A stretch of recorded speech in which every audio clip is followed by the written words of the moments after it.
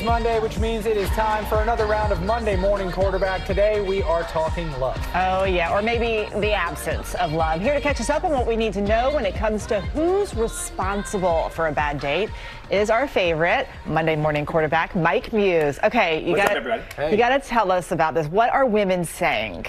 Yo, Eva and Will, I went down a rabbit hole this weekend. I found this article on Inside Hook, and this article suggested that men are just not engaging on dates and are not conversational. The author goes on to say that, in a podcast as well, would say that they will actually sip their coffee or their drink and wait awkwardly for the man to say something, to which the man never says anything.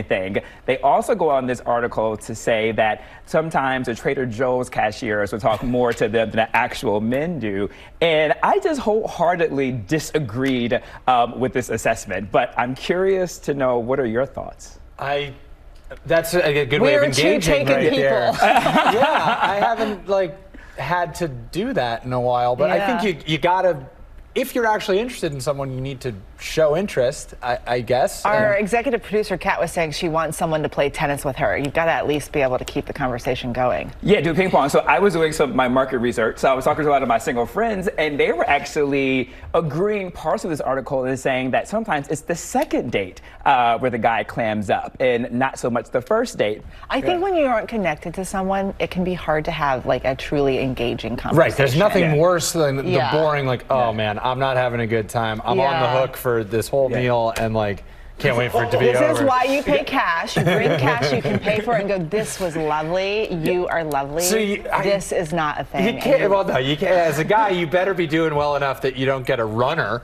So it's here's but this is what they're saying also too in terms of how social media has changed the construct of the conversation because everyone's on their phones. They're not used to having to say words to each other. Oh, you mean not on a date? Yeah. If someone breaks out their phone on a date, I'm like, all right, I'm out. Yeah. I don't need that. But also too, though, it talks about this idea of social media has created these conversations about commodity. So guys are now viewed as a commodity, as well as women when it comes to high quality value of a man, high quality value of a woman.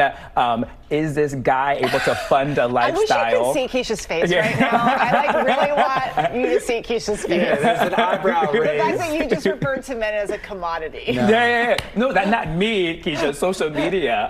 But that's what they're saying in some of these articles is that men are being looked at as commodities, and so therefore they may be more reserved in the conversation, not knowing and trusting the intentions of this date. I mean, women have been treated like commodities for a long time, so I was just going to say that. I wanted to say that. We live in New York City, and it is not nice out there to be a female dating in New York. I'm just going to put that out. I wanted to say that, but didn't feel that it was my place. But I appreciate that you've introduced that to the conversation. Which is why Keisha is making that face at you, watch yourself. You got to walk out of here.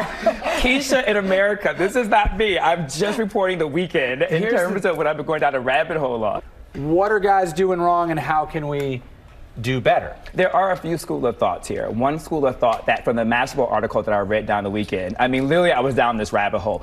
Article in the Mashable is suggesting that society now has become more selfish. And then that is part of it. It's a me society. It's what I want. Let me figure out if this is for me versus doing the dance, or as our executive producer Kat is saying, playing tennis. Also too, I was reading another article where millionaire matchmaker Patty Stanger was suggesting that now we're in this position, this space. And I think, Eva, I would be curious your thoughts on this comment, is that women are making so much more money now and are having such successful careers that they're in ownership of owning their own agency, able to pay for their own meals, pay for their own, lifestyle, and just non-traditional norms are being shattered, and so therefore women are owning the agency. So the dance is becoming disrupted due to the social conversation that's happening online. That sounds like a good thing, though, right? That doesn't sound like a negative.